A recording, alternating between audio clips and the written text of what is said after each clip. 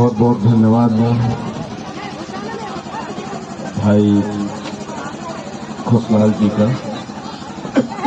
यहाँ उपस्थित हमारे भाई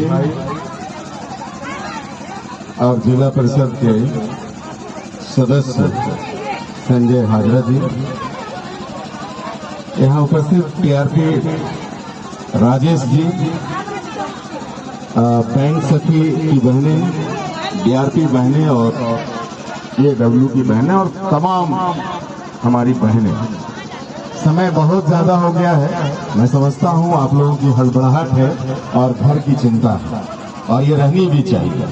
अगर घर की चिंता महिलाओं को ना रहे तो घर घर रहेगा क्या? घर घर रहेगा क्या? घर कभी घर नहीं रहेगा, क्योंकि दरवाजा, खिड़की, तोशक, तकिया, दीवार तो हम लोग खड़ा कर सकते हैं, वो मकान बन सकता है, लेकिन वो घर नहीं बन सकता।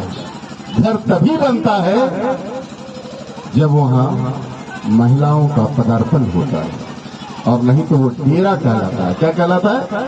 डेरा। हम लोग बाहर में क्या कहते हैं? डेरा से आ रहे हैं, डेरा ले लियो। कभी ये नहीं कहते कि घर से आ रहा है। क्यों? दीवार वैसी ही है, कुचाड़ा किया हुआ है, पलंग है, दरवाजा है, खिड़की है, पर्दा है, सब कुछ है, लेकिन वो घर नहीं है। घर तभी रहेगा जब वहां नारियों का वास होगा, जब वहां नारियों का अधिपत्य रहेगा। तो मैं समझता हूं कि आपको घर की चिंता सता रही है, और आपको चिंता सताती है, इसलिए घर घर बना रहता है।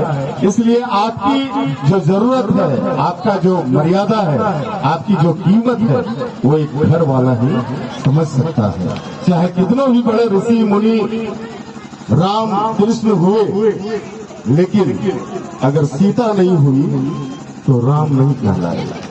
अगर राधा नहीं हुई तो वो कृष्ण नहीं कहलाएगा। मैं बहुत देर से यहाँ बैठा था और बहुत तन्मयता से आप सभी की सारी बातों को सुन रहा था, मुझे बहुत अच्छा लगा। मैं पहले भी यहाँ आया है, और मैं आपको बता दूं कि ये भी एक नया दायित्व हमें मिला है, और मैं सप्ताह में 3 दिन रांची में मुझे रहना पड़ता है।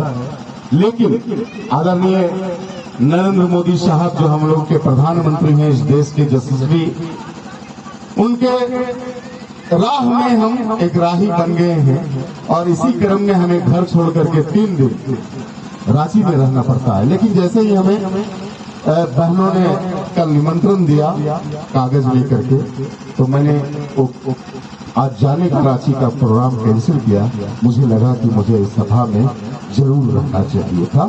पिछली बार हम दोनों थे, सोनी भी मेरे साथ थी। इस बार कुछ ऐसा हुआ कि सोनी नहीं आई है। आज आप लोग का वार्षिकोत्सव है, प्रत्येक वर्ष आप लोग मनाते हैं, और सही में मुझे देख करके इतना अच्छा लग रहा है, इतना बढ़िया लग रहा है कि समाज यहीं से बदलना शुरू होगा, यहीं से बदलने की शुरुआत होगी, मुझे ऐसा लगता है। क्योंकि समाज में कौन है? समाज में स्त्री है और पुरुष है। समाज किससे बना है? स्त्री और पुरुष से बना है।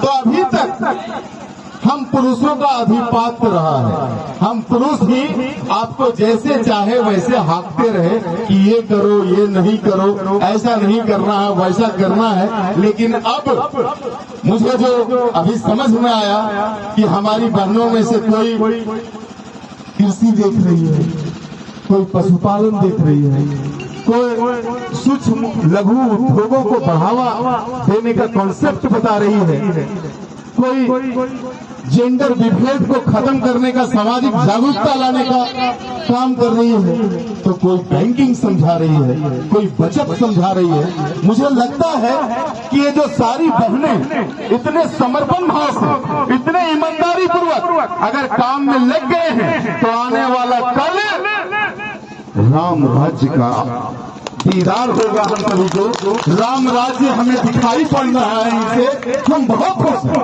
और एक व्यक्ति, एक सामाजिक व्यक्ति, एक जागरूक व्यक्ति इस बात पर खुश होना चाहिए कि समाज बदल रहा है, समाज खुशहाली की ओर जा रहा हम आपको बता देते हैं, अगर हमारा पड़ोसी दुखी है, अगर हमारा पड़ोसी चोर हो गया, अगर हमारा पड़ोसी डकैती करने लगा, तो ये बात मान के चलिए कि हम खुश नहीं हो सकते, हम सुखी नहीं रह सकते। अगर हमारे पड़ोस में सब भूखे रह रहे हैं तो हम सुखी नहीं रह सकते। ये सामाजिक विचारधारा है, क्योंकि जब वो भूखा रहेगा तो झपट्टा कहाँ मारेगा, जब वो चोर बनेगा तो चोरी कहाँ करेगा। इसलिए हर व्यक्ति को चाहिए कि सिर्फ हम खुश नहीं रहे, सिर्फ हम आनंद में नहीं रहे, हमारे आस पड़ोस के सभी लोग आनंद में रहे, तभी हम आनंद में रह सकते हैं, अन्यथा नहीं रह सकते। ये संसार का नियम है।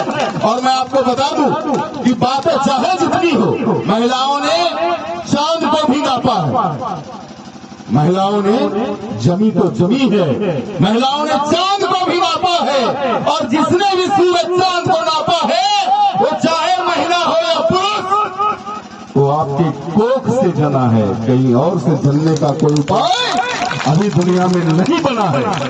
उसको जननी आप हैं, आपने पैदा किया है, आपने दूध पिलाया है, आपने उंगली पकड़ करके चलना सिखाया है, तभी कोई विजय चौरसिया बनता है, तभी कोई संजय हैदरा बनता है, तभी कोई शोखलाल बनता है, अन्यथा नहीं बनता।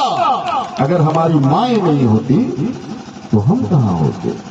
इसलिए अपनी बातों को पहचानिए, अपनी ताकत को समझिए और पूरे समर्पण भाव से, जैसा सुखलाल जी भी बता रहे थे, संजय भाई बता रहे थे, आप सभी को माइक पकड़ना है। मुझे बहुत अच्छा लगा, मुझे राजेश जी का एफर्ट बहुत अच्छा लगा, क्योंकि ये बिंदुवार अपने एफर्ट में थे। ये बिंदुवार जैसे पीएस का जो मापदंड है, उससे इन्होंने थोड़ा सा भी इधर उधर नहीं हुआ, इनको भी किसी माँ ने ही चला है। तो हम आपकी महत्ता बता रहे हैं। दूसरी बात मैं आपको बता रहा हूं कि कभी भी दुनिया के चमक दमक में पड़ने की जरूरत नहीं है। बहुत सारे लोग बताएंगे वो ऐसे करोड़पति हो गया, वो ऐसे अमीर हो गया, वो ऐसे वीडियो हो गया, वो ऐसे डीसी हो गया। हम कहते हैं कि सब कुछ होना है, हमें भी वीडियो बनना है, हमारी बच्चियां भी डीसी और एसपी बनेगी, लेकिन संस्कार कभी नहीं खोना है। जो मर्यादा है, जो पारिवारिक परंपरा है हम भारतीयों की, उसको कभी नहीं खोना है, नहीं तो सब कुछ बिखर जाता है। आपने देखा होगा, आपने पढ़ा होगा, आप आस पड़ोस में देखते होंगे, थोड़ा सा सुनने दीजिए अभी। आपने देखा होगा बड़े बड़े धनाढ्य लोग जिसका पैसे की कोई कमी नहीं है, आप आसपास में देखिएगा, नजर घुमा करके शानो शौकत से रहता है, कारों से चलता है, उसके बेटे बड़े बड़े जॉब में है, लेकिन कभी कभी देखिएगा कि पति पत्नी से नहीं बोल रहा है, बेटे से बाप की बात नहीं हो रही है, बाप मर गया तो बेटे को फुर्सत नहीं है कफन उड़ाने के लिए। ऐसे बहुत सारे वाक्य हैं, ऐसे बहुत सारे वाक्य हैं। पति पत्नी में तलाक हो रहा है, डीसी बन गया है, पत्नी से लड़ाई किया, सुसाइड कर लिया। क्योंकि हम अखबार से हैं, हमें इन चीजों का भान है, हम छापते हैं, हम देखते हैं। ऐसा संसार हमें नहीं चाहिए, ऐसा बड़प्पन हमें नहीं चाहिए, ऐसा डेवलपमेंट हमें नहीं चाहिए। चाहिए क्या? नहीं चाहिए।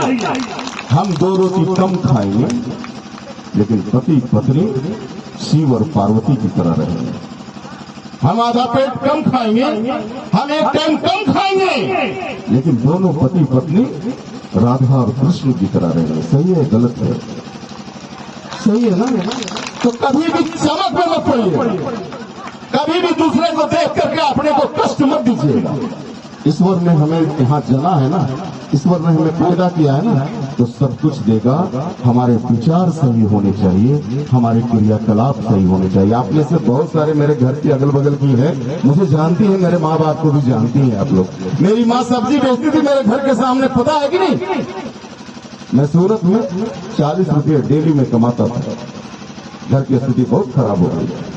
कभी बेईमानी नहीं किया, कभी चोरी नहीं की, कभी भी किसी को देख करके मन में दुर्भावना नहीं आई कि आदमी कैसे आगे बढ़ा, मैं भी बढ़ जाऊं।